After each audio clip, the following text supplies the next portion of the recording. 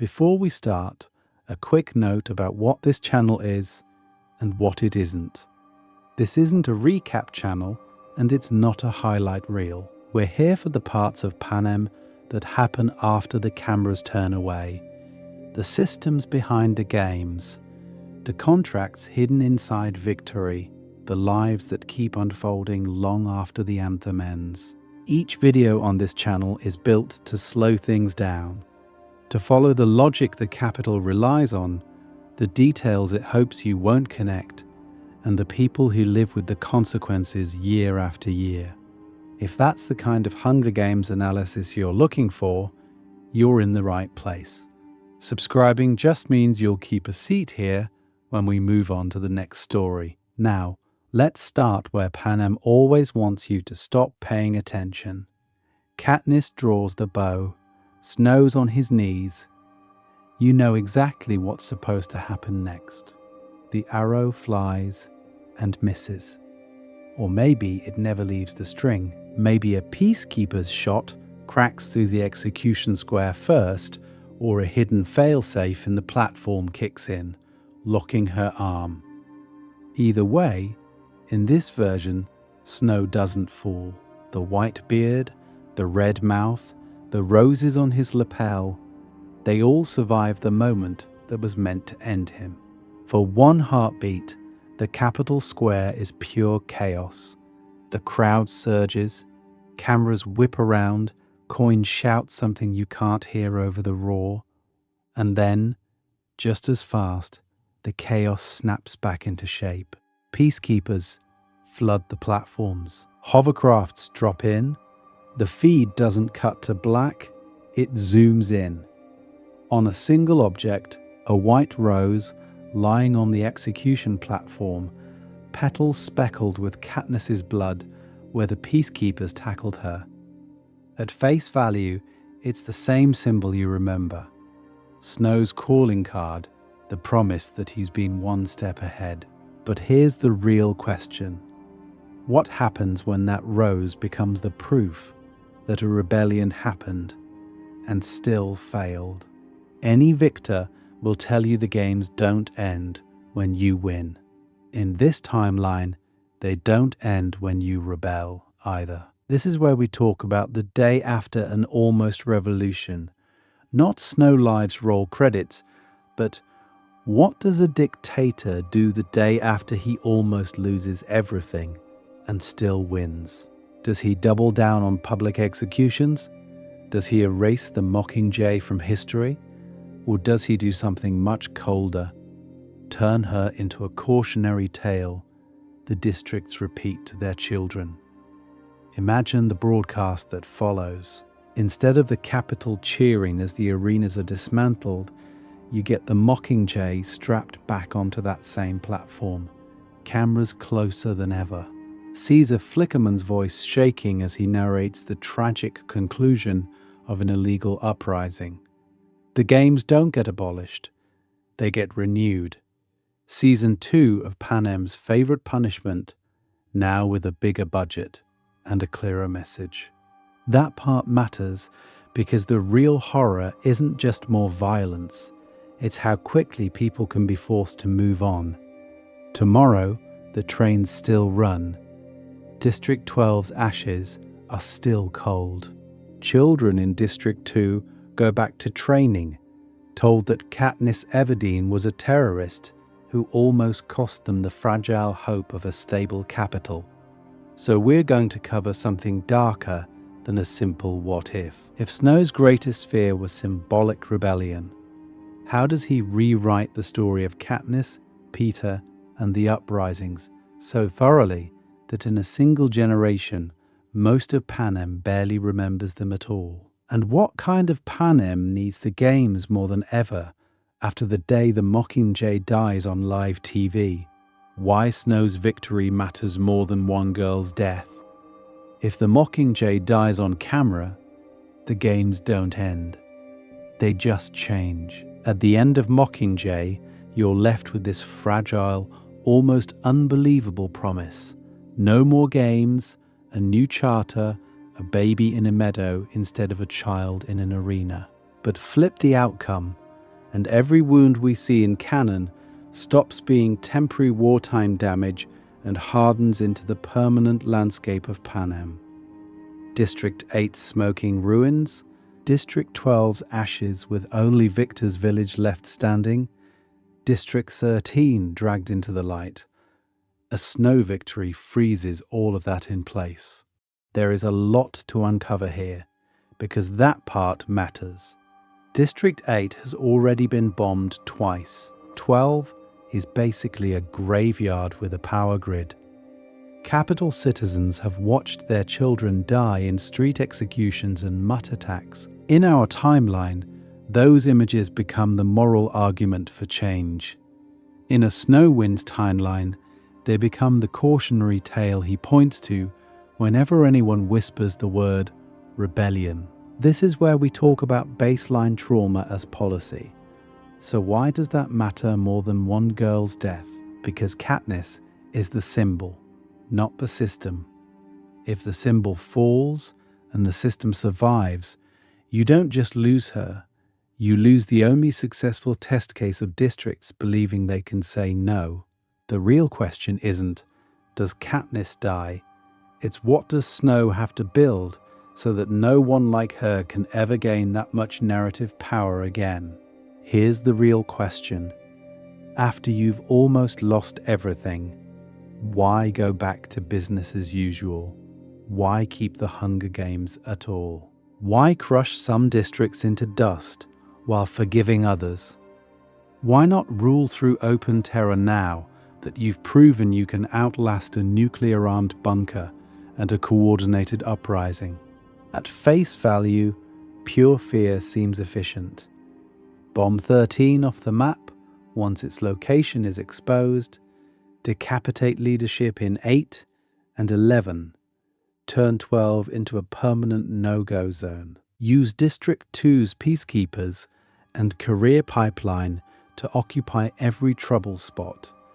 But Snow's entire career is built on the relationship between fear and hope. He tells Seneca, "A little hope is effective." A Snow who almost loses doesn't abandon that philosophy. He refines it. Terror alone created coin. Controlled hope created Katniss. So now he needs Hunger Games 2.00, still a spectacle, but redesigned so the victor can never become a Mockingjay again. We're going to cover how that plays out politically, but you also have to feel it on the ground. What does this mean for kids picking fruit in District 11, knowing 8 was flattened and 13 was erased? For Capital partygoers who watched the siege and now get new luxury, paired with new surveillance? For peacekeepers from 2, suddenly promoted into a permanently militarized empire? For anyone who ever thought about passing a message, hiding a fugitive, or humming a certain forbidden song? Because Snow's victory isn't peace. It's an upgraded arena that now includes all of Panem.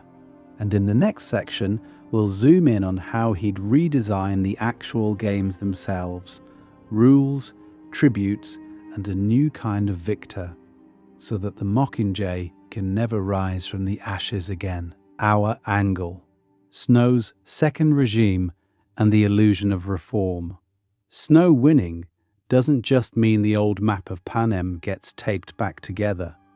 It means he redraws it. Here's the real question. If a man who almost lost everything keeps power, does he go back to normal, or does he build a system where almost losing becomes mathematically impossible? Our angle in this video is that Snow doesn't rewind to pre-Mockingjay Panem. He upgrades it. He takes every lesson from Katniss, from District 13, from the televised chaos of the rebellion, and turns it into version 2.0 of his rule, harsher, smarter, and terrifyingly efficient. Because Snow is already a systems thinker. You've seen it. Victory tours aren't just parades, they're traveling loyalty tests.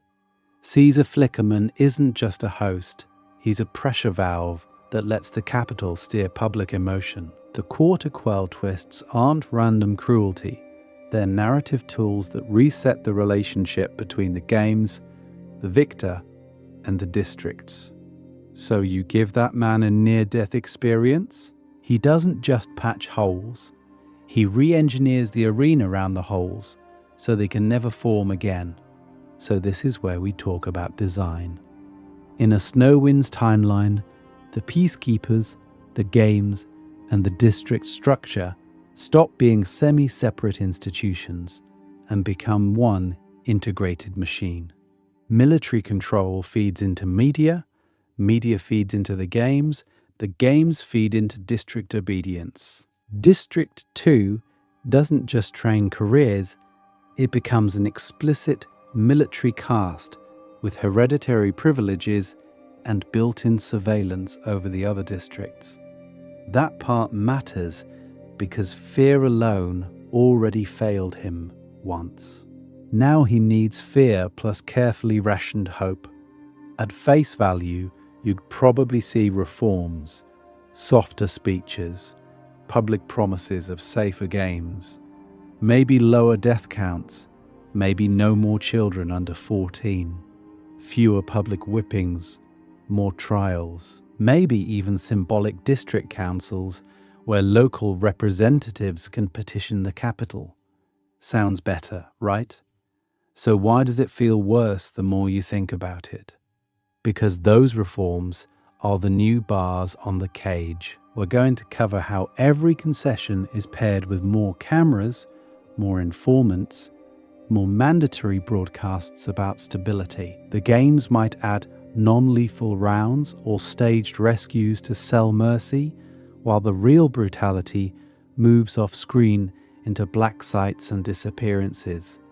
Hope becomes a subscription service the capital can cut off at any time.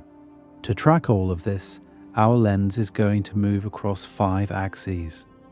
First, military control, what a permanent Snow dynasty means for peacekeeper numbers, District 2's power, and the fate of any future District 13. Second, media and propaganda. How Caesar-style narratives evolve once the capital has to explain why the Mockingjay failed. Third, the evolution of the games themselves. New rules, new victors, new punishments. Fourth, we'll follow the fate of key characters, whether Katniss is executed, paraded, or erased, whether Peter becomes a broken mouthpiece, whether Gale, Coin, or Plutarch even survive the cleanup. And finally, the long-term cultural future of Panem. Does a second rebellion become inevitable in 3 generations? Or does Snow manage to freeze history? There is a lot to uncover here, from District 2's rise as a terrifying elite to whether children even remember the name Everdeen. And the next step is to watch Snow's crown jewel mutate. The Hunger Games themselves. Roadmap through a darker Panem. So if the next step is watching the games mutate, we should be clear on one thing. Snow only gets to redesign the games if he survives the war. So first, we're going to cover the exact fork in the road where he wins. Does Katniss's arrow miss? Does Coin's hovercraft massacre actually land on District 13 instead of the capital children? We'll lock in one clean divergence point, then walk through the day after checklist, who Snow executes on camera, who quietly disappears into a cell, and which district gets turned into the example no one forgets.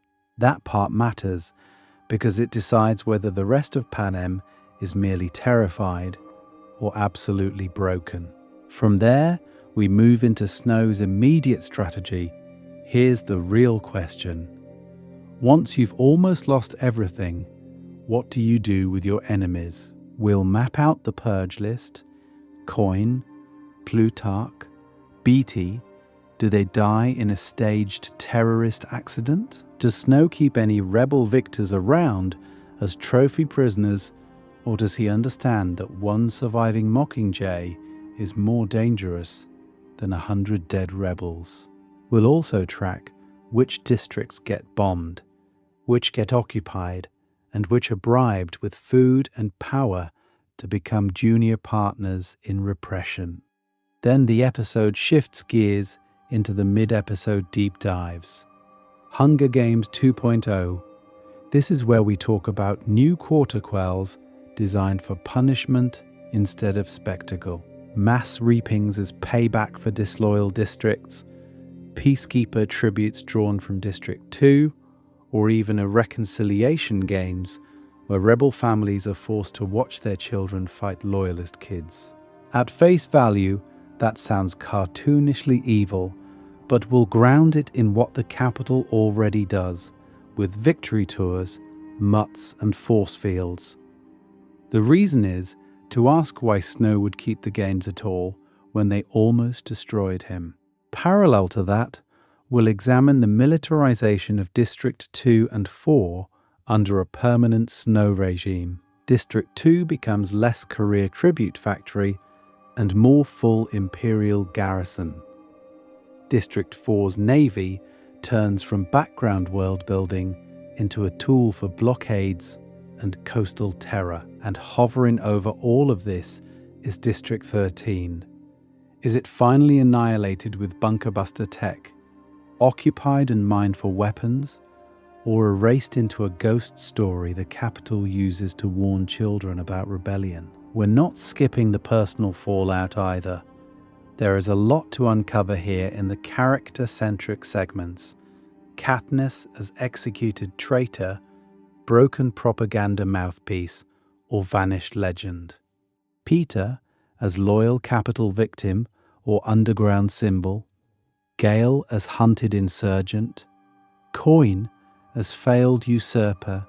Finnick and Johanna as either martyred or repurposed as cautionary tales. Who survives, who is shattered, and who becomes the symbol the Capitol can't quite kill will anchor the emotional core of the episode. Late in the video, we'll zoom out to 30 to 50 years later. What does Panem look like under a Snow succession? Does a new Mockingjay myth emerge in whispered stories about a girl with a bow? Or does Capitol culture adapt so well? More tech, more surveillance, softer propaganda that children don't even know they were supposed to rebel. We'll contrast Book Snow's rotting rose paranoia with the movie's smoother, media-savvy tyrant and ask which version is actually more dangerous in victory. And then, to pull it all together, we'll end with one fully scripted Snow Wins broadcast. Maybe Katniss's execution aired during a special games recap, or a new quarter quell announcement that rewrites the rules of hope. I'll pitch the scene and you can decide how your district would react and where the next spark of rebellion would have to come from. Channel check-in. Welcome to the alternate arena. And if you're wondering how we get from a single Snow Wins broadcast to an entire alternate Panem, this is where we talk about what this channel actually does. If you're new here, welcome to the alternate arena. We treat the Hunger Games world the way the Capitol treats a live broadcast. Every frame matters, every cut has a reason, and every tiny detail in a district report can change the whole story. On this channel, we're going to cover deep dive analysis, lore breakdowns, and speculative timelines that ask not just what happened, but why the system reacts the way it does when something changes. At face value, that sounds simple. What if Snow won the rebellion? What if Katniss never volunteered? What if Coin won and Snow died early? But here's the real question. If you nudge one decision, how far does the shockwave travel? Does District 12 still burn? Does 13 still bargain with nuclear deterrence? Does a single victor still matter to the Capitol once the Mockingjay is gone? If you've only seen the movies, don't worry, you're still in the arena. Episodes like this pull in book-only material that the films skim past or skip entirely. We'll talk about District 13's bunker structure and strict schedules when we imagine how Snow would hunt them down if he got a second chance. We'll dig into Snow's own backstory from the Ballad of Songbirds and Snakes when we ask why he's so obsessed with controlling symbols of hope. We'll use Plutarch's role behind the scenes to figure out what kind of propaganda machine survives if he's captured instead of defecting. If you're a returning viewer, you already know the tone. Curious, a little dramatic, but always grounded in canon logic before we spin off into fan-level speculation. We're not just throwing wild twists at the wall, we're tracking cause and effect, the relationship between capital power and district resistance, the way one broken promise can turn a quiet coal town into a powder keg. So if you want more Hunger Games timelines, more what if Katniss never volunteered scenarios, more what if Coin actually won, power struggles, you can hit subscribe and stay in the rotation. No long speech, no capital style contract, just more chances to test the system and see where it breaks. Because there is a lot to uncover here. We know how the original games ended. We've seen Snow fall, Coin fall, and the arenas turn to grass. Now we're stepping into an ultimate arena, one where the gamekeeper never loses control, where the victory tour never becomes a spark, and where every district has to decide how to survive a regime that almost lost everything, and then didn't. From here on, we're back in story mode. Branch point, how exactly does Snow win? So if we're back in story mode, we need a single moment where the script flips. Not a vague, Snow just wins, but a specific shot, a specific broadcast that turns a near defeat into survival. Because here's the real question. What has to change exactly for the rebellion to fail without breaking the internal logic of Panem? We have a couple of strong divergence points. Coin's hovercraft bombing of the capital children could be exposed before the dust even settles, turning the capital's grief into rage against District 13. Or Katniss could be intercepted on the execution platform, her arrow never reaching Coin, leaving Snow alive just long enough to speak. Both are tempting, but this is where we talk about the weapon Snow trusts most, the camera. So our branch point is the bombing. At face value, in canon, it's chaos, smoke, and then Snow conveniently dies before he can publicly blame anyone. Here, that part matters because Snow doesn't die. He's dragged from the mansion, coughing blood, but still breathing. And his security team still controls enough feeds to grab something Coin never expected. High-resolution footage of a District 13 hovercraft breaking formation and dropping the second wave. What does Snow do with this? He does what he's always done. He turns it into a show. Caesar Flickerman is rushed back onto the air. The capital's emergency network starts looping slowed-down images of the bombs. Overlaid with Snow's rasping voice, the so-called rebels bombed their own children. We're going to cover how he uses every existing relationship with fear and hope here. District 13 isn't a savior anymore. It's a foreign invader, a rogue district that has always threatened nuclear war. Militarily, that narrative buys him hours. Hours are everything. District 2 never fully flips. Instead of siding with the rebels, its command bunker hesitates, then recommits when they see the footage. Peacekeepers and career units are redeployed by hovercraft, not to defend the capital walls, but to sweep through Districts 8 and 11. where uprisings were already stretched thin on ammo and medicine. For the first time, the pods and mutts you've only seen in arenas are dropped into real streets. The games come home. And District 13, its bunkers are already mapped from years of surveillance and Plutarch's debriefs after his recapture. Snow doesn't need to glass the whole district. He just needs to make them feel that he could. So he broadcasts a direct ultimatum: disarm, surface, and hand over coin, or the capital will answer their child bombing with nuclear fire. Is it entirely rational? No. But is it believable that a leadership built on fear folds when their deterrent is matched by someone even more willing to push the button? Absolutely.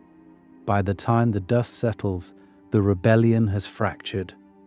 Coin is dead in a negotiation accident or executed off-screen.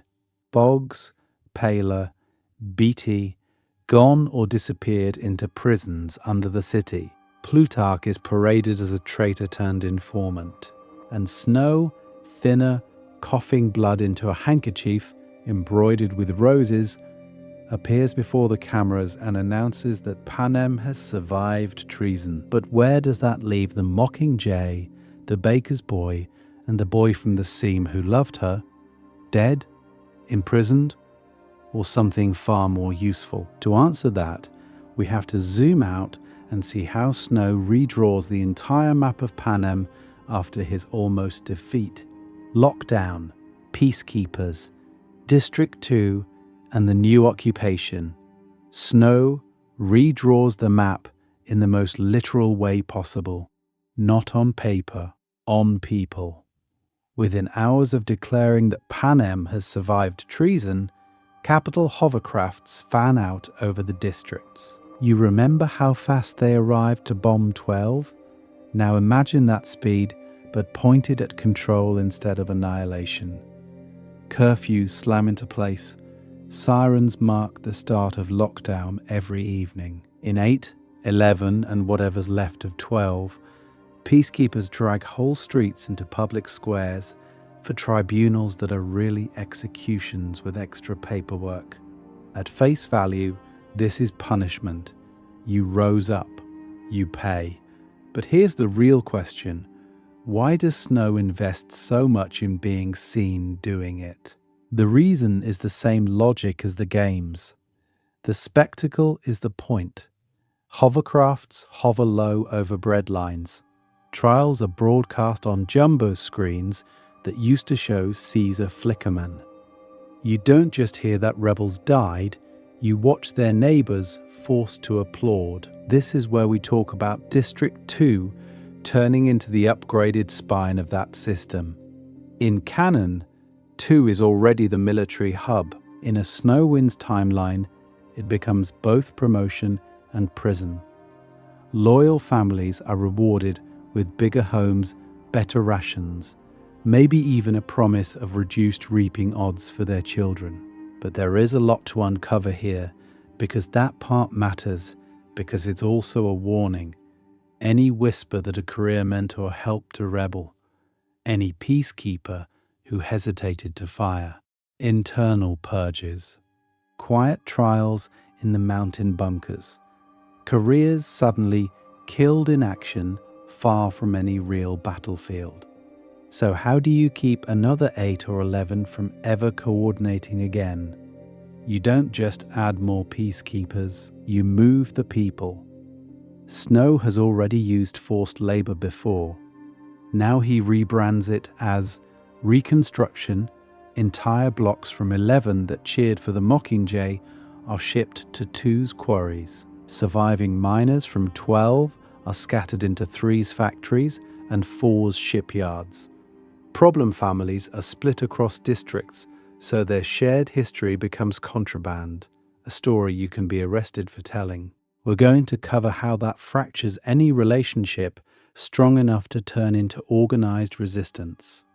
Out of this, you get Peacekeepers 2.0, fewer random draws from poor districts, more recruits, from 2 and even 1 raised on Capitol news loops about terrorists and ungrateful traitors. They're better fed, better armed, and paired with tech that Panem only hinted at before.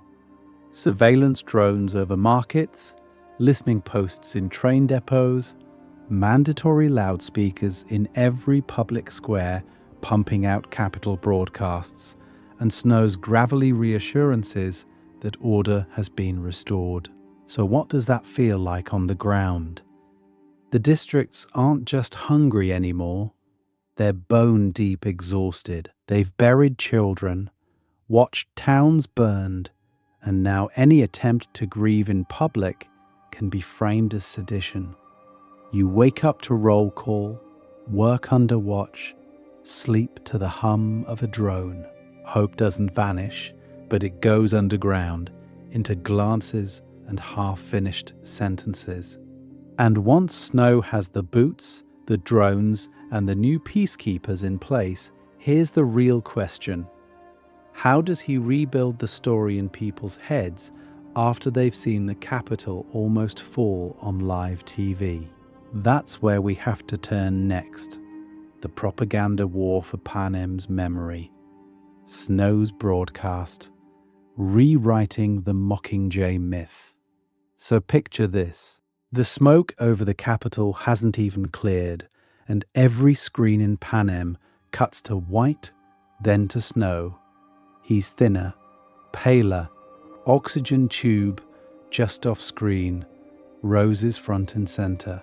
Behind him, a wall of armored peacekeepers. At face value, it's a victory speech.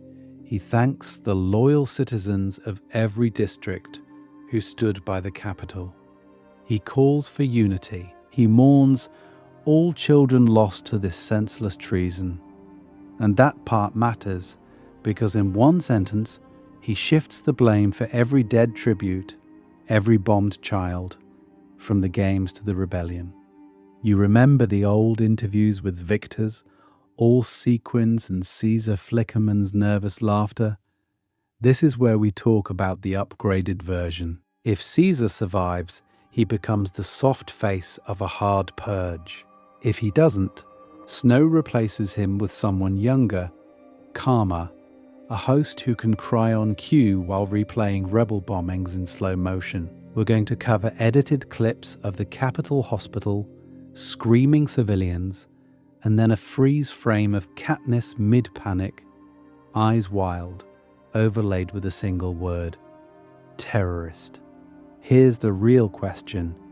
How do you turn the Mockingjay from a symbol of hope into a warning label? Snow runs a dual strategy. Publicly, he demonizes her. Specials on the dangers of district extremism. Anonymous witnesses claiming she ordered attacks on children. Capitol analysts asking why she kept ending up where explosions happened. Privately, he erases her. In some districts, her name is banned from broadcasts. In others, she's recut into a cautionary tale, a misguided victor who forgot her place and dragged Panem back into war. You can almost hear the classroom lesson: she won the games, but she could not win peace.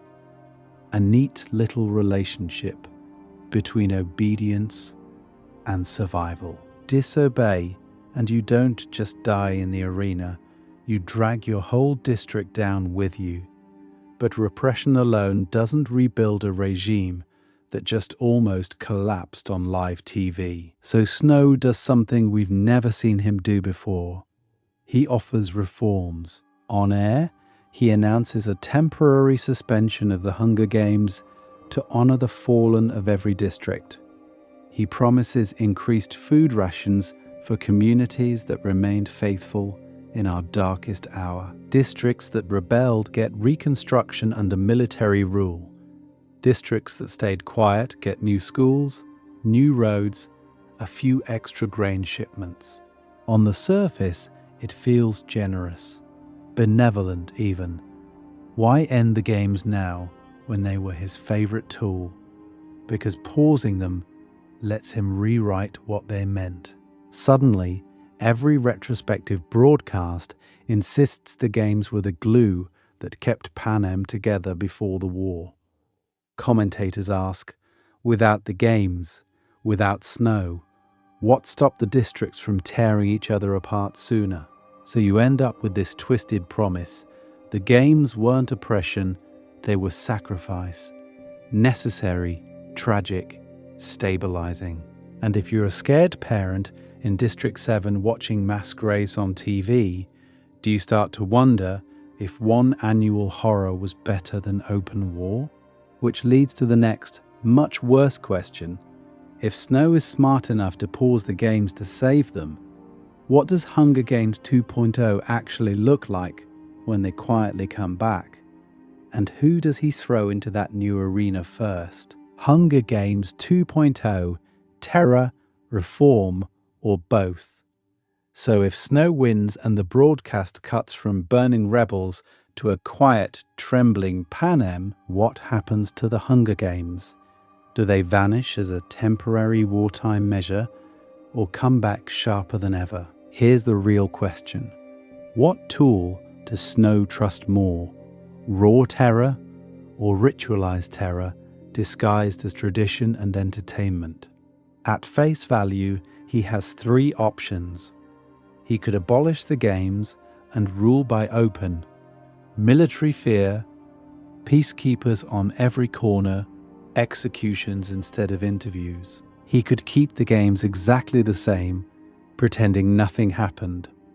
Or he could evolve them, turning the arena into a reconstruction project that punishes rebels while rewarding loyalty. There is a lot to uncover here, because each option sends a different promise to every district. We already know his philosophy. A little hope is more effective than total despair. Pure terror with no way out breeds desperate uprisings. That's the reason District 13 ever existed as a myth in the first place. Keeping the old format doesn't work either, because the Mockingjay proved the games can accidentally manufacture symbols. So this is where we talk about Hunger Games 2.0, a harsher but more logical system. Snow can say, the games continue, but now they are about justice.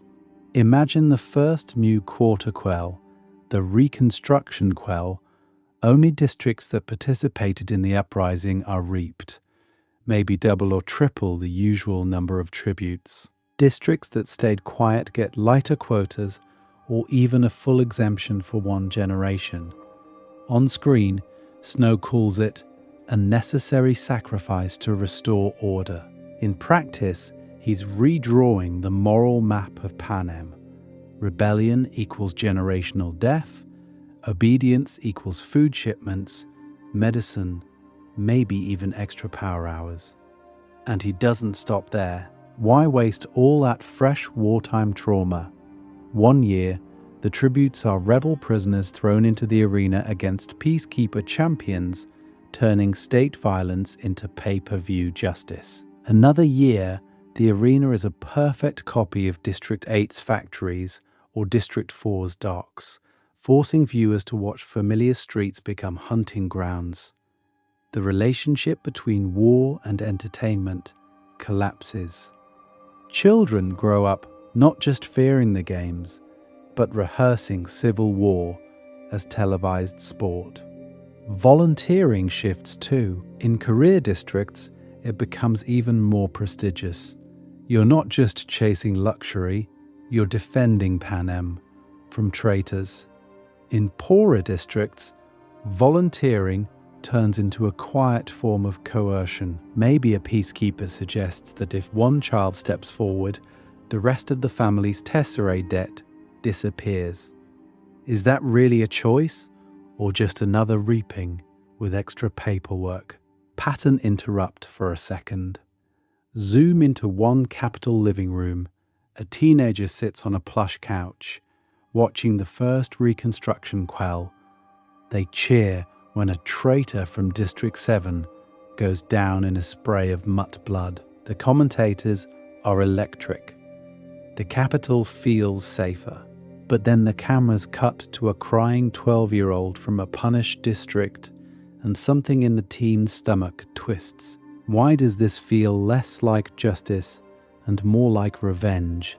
Snow has won. The games are working again.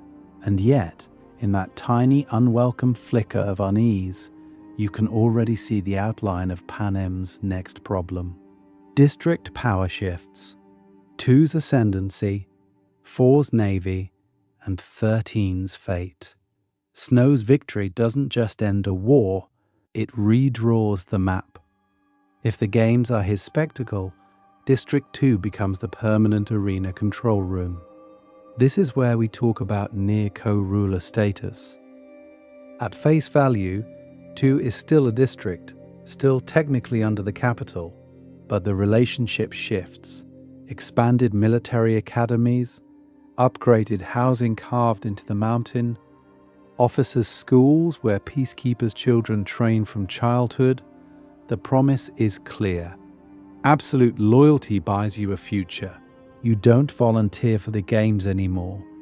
You volunteer for the regime. A whole warrior caste forms, raised on stories of how 2 saved Panem from chaos. Their victors are paraded as model citizens, their children fast-tracked into command.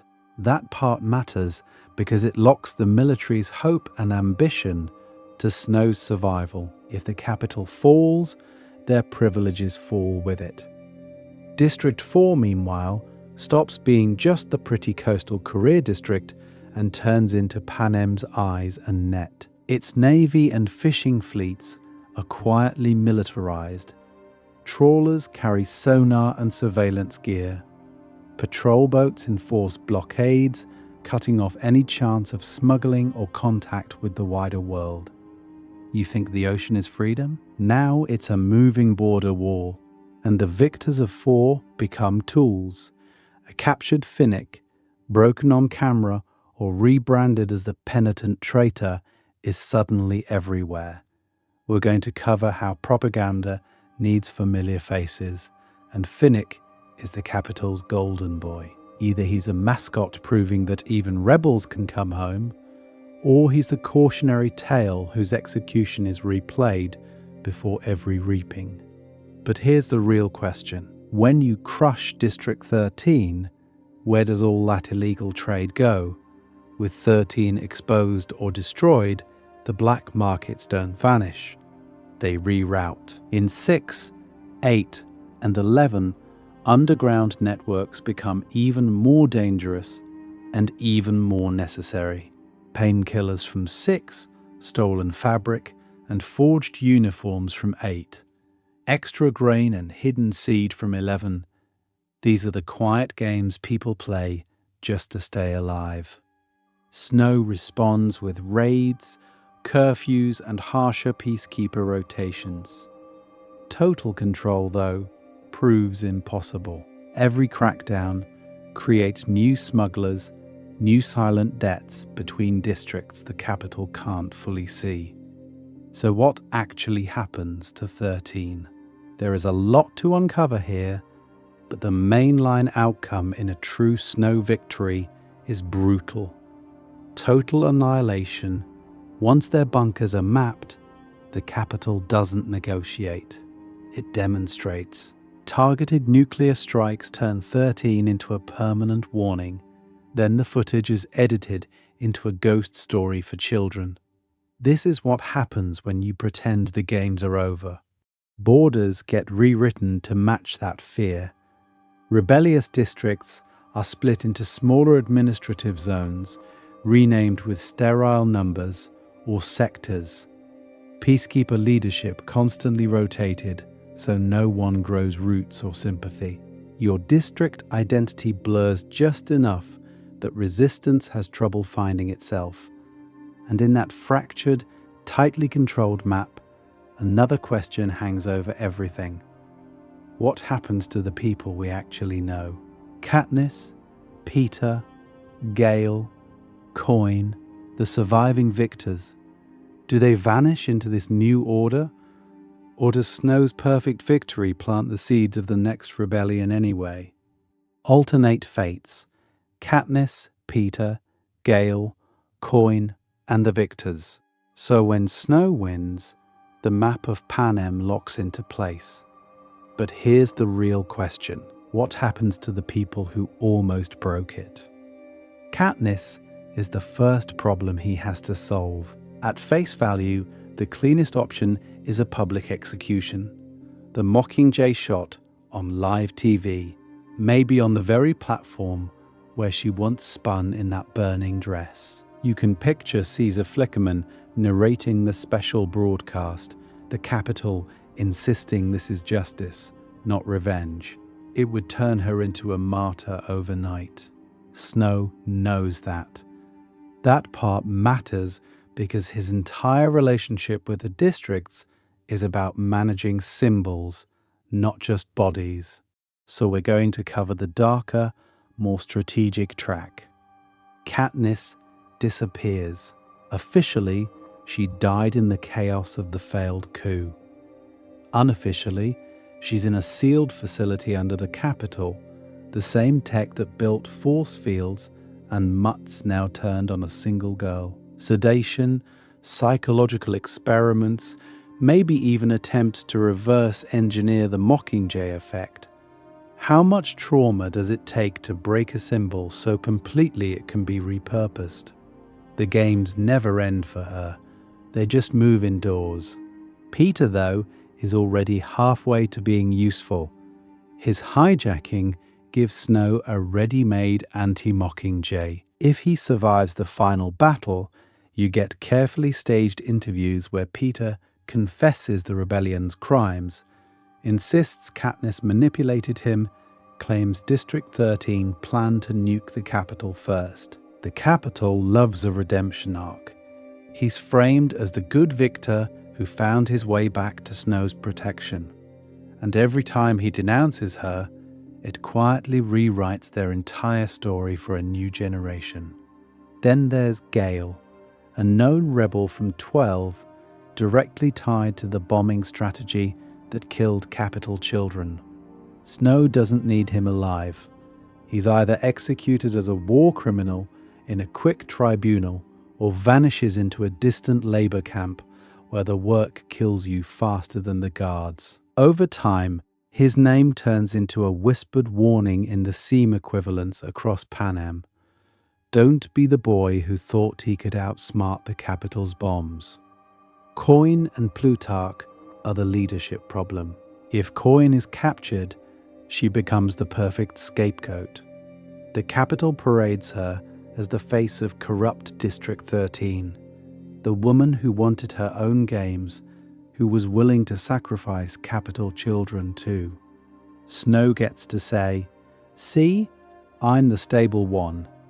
Plutarch either dies in the failed coup or returns to the only role Snow trusts him in, a gamekeeper under constant surveillance, designing ever more elaborate arenas as penance. Victors like Finnick and Johanna are loose threads. Finnick knows too much about Capitol elites. He's either quietly executed in custody or discredited through forged confessions that he lied about everything. Johanna, already broken by torture, is perfect for a different purpose. This is where we talk about public rehabilitation. She's paraded as a reformed rebel, medicated compliant, trotted out to warn young tributes what happens when you bite the hand that feeds you.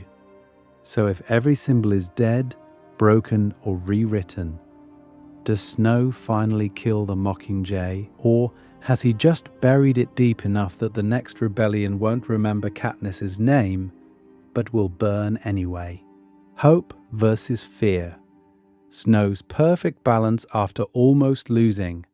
So, if the Mockingjay is buried instead of martyred, what does Snow do with the silence that follows?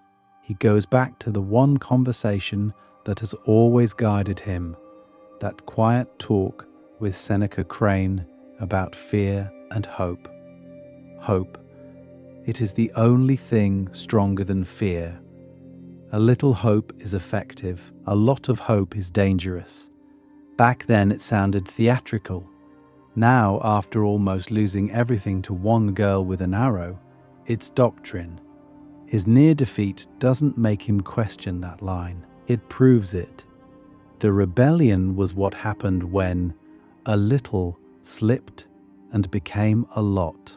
So what changes in a Panem where Snow wins? At face value, you'd expect endless purges, executions in every square, a capital that rules by raw terror. But here's the real question. Why would he choose messy, formless fear when he already has a cleaner machine? The games, ritualized, televised, explained violence with a story attached. This is where we talk about ratios. In Victory, Snow dials the brutality down just enough in daily life that people can breathe, not relax. Breathe. Peacekeepers still crack skulls, but there are fewer public whippings, fewer random bombings of districts that looked at the capital wrong. Instead, you get visible paths to safety, loyalty programs, district-wide rewards, extra grain if your reaping stays calm, a promise that if your family keeps its head down, your children might avoid the arena this year. There is a lot to uncover here about that relationship between punishment and reward. Victors from loyal districts are suddenly the center of the new propaganda cycle. Their victors' villages are rebuilt bigger than ever, stocked with food, tech, and constant coverage. Their siblings are quietly exempted from the reaping. Their parents get medical care no one else in the district can touch. Every broadcast is a soft threat. See what obedience can buy you. Meanwhile, rebellious districts watch those same broadcasts. They see District 2's careers retired into comfortable training jobs.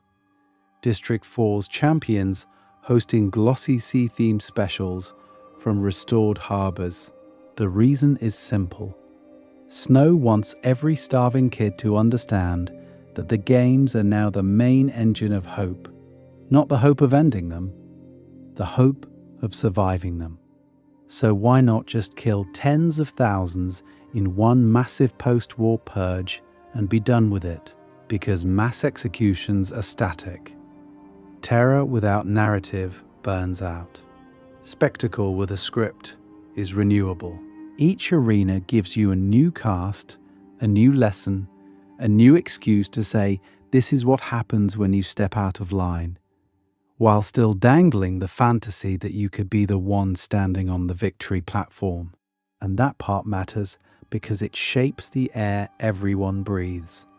You're allowed to dream of getting your sibling's name pulled instead of yours, of marrying into a victor's family, of your district finally winning and getting those capital shipments.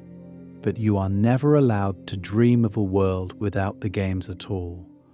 After a few years of this, the question, what if the games ended, sounds as absurd as what if the sun didn't rise. Picture one kid in District 8, hiding behind a loom, finding a bent old Mockingjay pin wedged in a floorboard, or stumbling on a fragment of banned footage, Katniss singing in the arena, Rue's body covered in flowers. For a heartbeat, they feel something sharp and wild.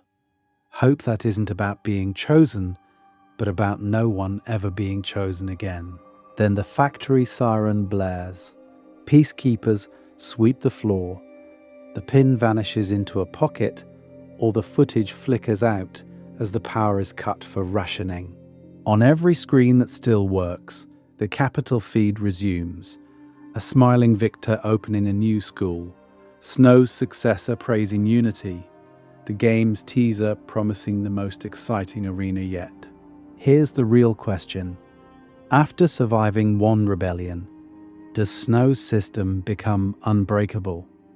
Or does this tighter, more suffocating balance of hope and fear plant the seeds for something slower, stranger, and even harder to predict. We're going to cover what that long, frozen future of Panem looks like when the games never end, but the fire never quite dies either. A future under snow, generations of quiet rebellion. So if the fire never quite dies, what does a frozen future under snow actually look like? You don't just wake up one day and the games are gone. You wake up one day and snow is gone. That's the first problem. He's already old, already sick. In a timeline where he wins, the victory doesn't cure his lungs. It just buys him time.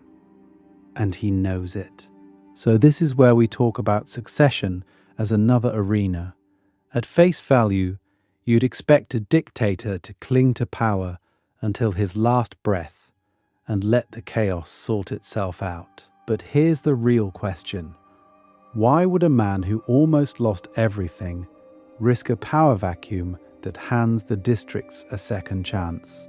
Snow's answer is a dynasty or a design.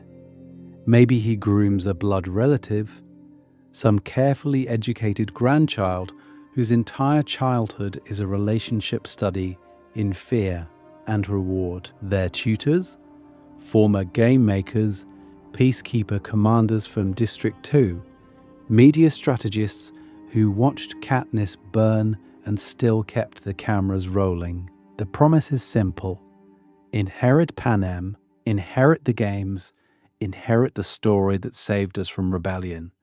Or, more coldly, he builds a council, a permanent emergency stability committee with capital elites and a few hand-picked District 2 war heroes. On paper, it looks safer than one fragile president. In practice, it's an insurance policy. If one leader wavers, the others close ranks. District 2's seat at the table matters because it turns the military backbone into a shareholder in the regime, not just a hired fist. But power isn't the only thing aging. Culture does too. Children born after the failed rebellion grow up on edited footage of the Mockingjays' trial, on victory tours rebranded as unity circuits. Their teachers say, this is what happens when a district forgets its place. Some kids absorb that completely and become hyper-loyal, volunteering for the peacekeepers the way careers once volunteered for the arena. Others hear the same story and stumble over the gaps. Why do we never see the full tapes from District 13?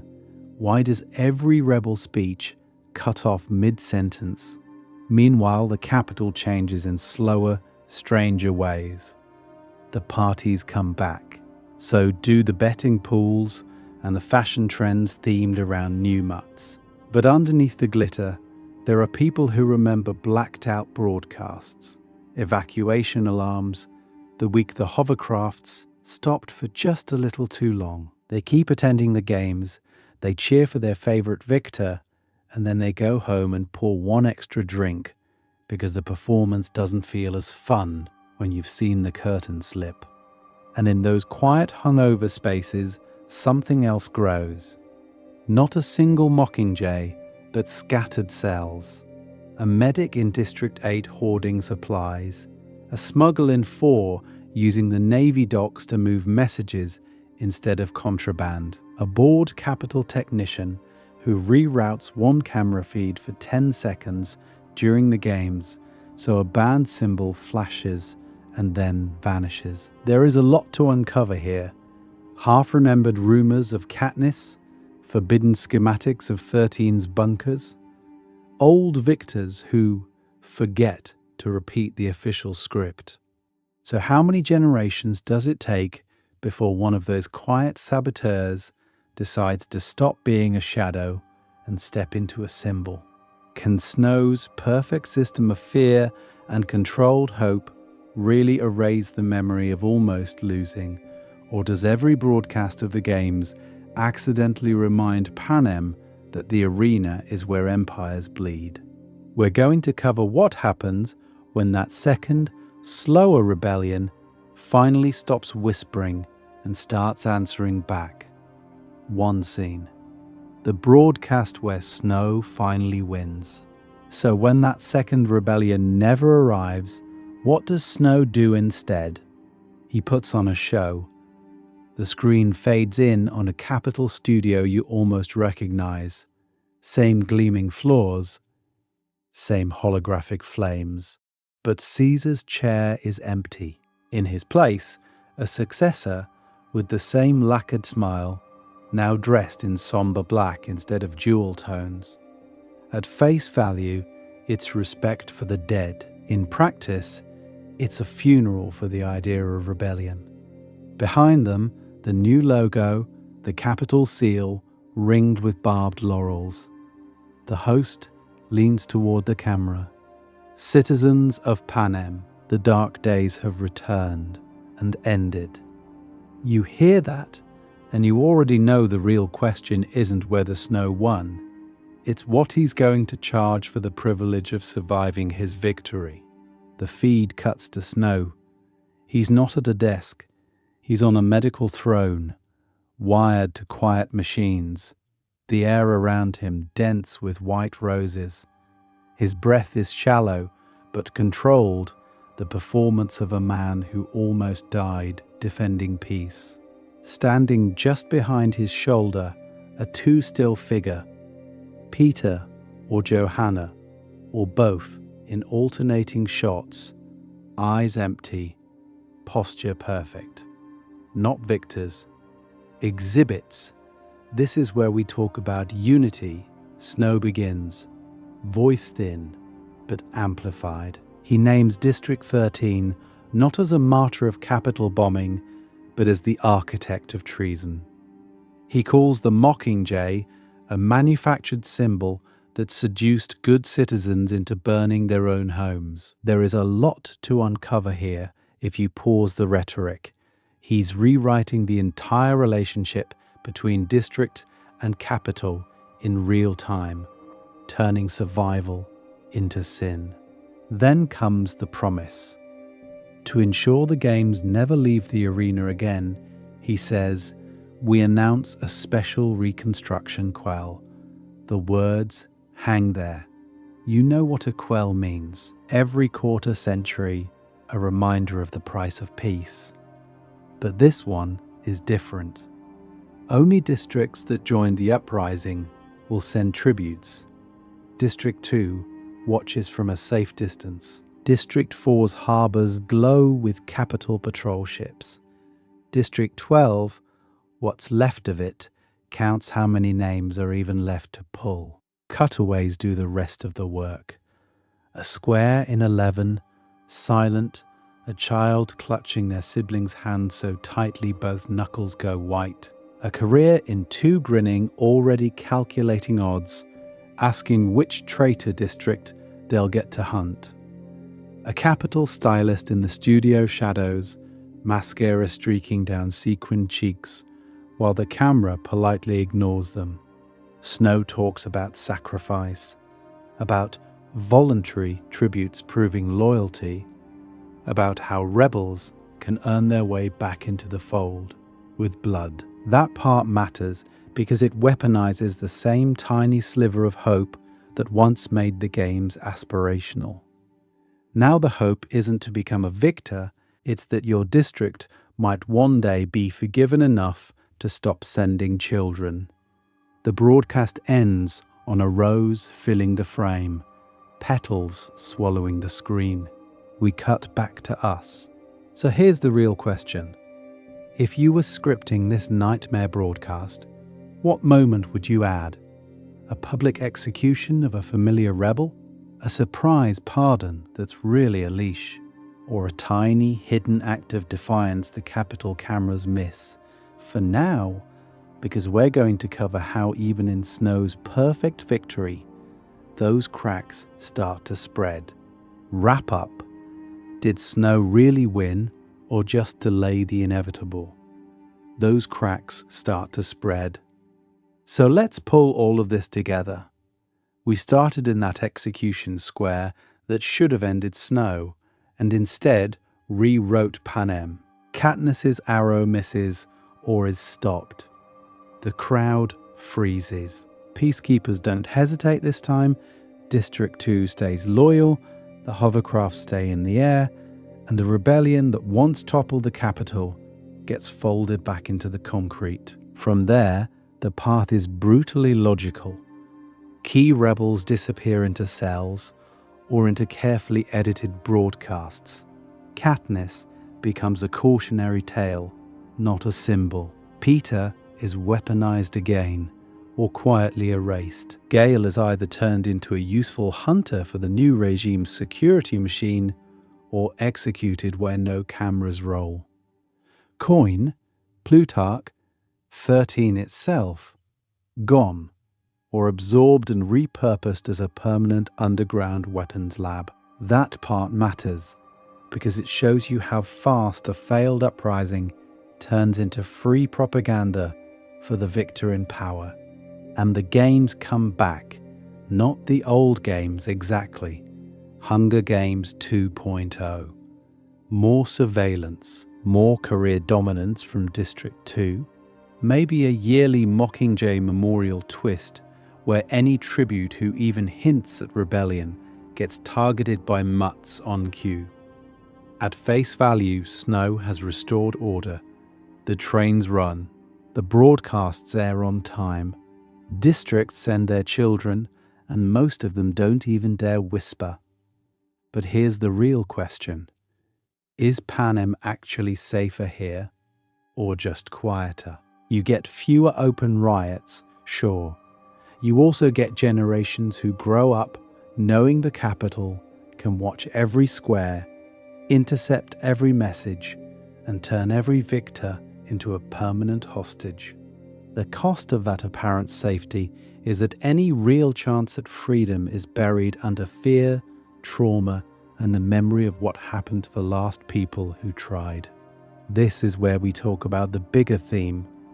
The Hunger Games story was never only about one old man in a white rose boutonniere. It's about a system that can swap Snow for Coin or any future president and keep the same basic relationship between capital and district: spectacle, punishment, and carefully managed hope.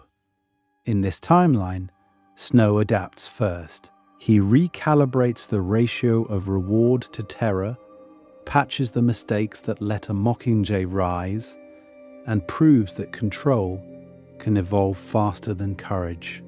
So do you think a second rebellion is inevitable here? Does some future victor from District 4 or a peacekeeper's child in District 2 quietly start the next spark? Or does Snow's upgraded surveillance, his new games, his never again doctrine hold for centuries, turning Panem into a museum of permanent obedience? We're going to cover more of those long timelines in future episodes, but I want to hear from you. Which alternate fate deserves a full breakdown? Katniss as a living prisoner, Peter as the capital's tragic mouthpiece, Gale as a hardened enforcer, Snow or Coin surviving as a shadow behind the throne, Finnick or Johanna trapped in an endless victory tour. Or pitch your own Snow wins scene, the moment you think would define this darker history of Panem. If you enjoyed treating Panem as a real historical case study, asking why these systems work, how they fail, and what they promise their people, make sure you're here for the next What If. We're just getting started with alternate games, alternate victors, and all the futures Panem is still hiding.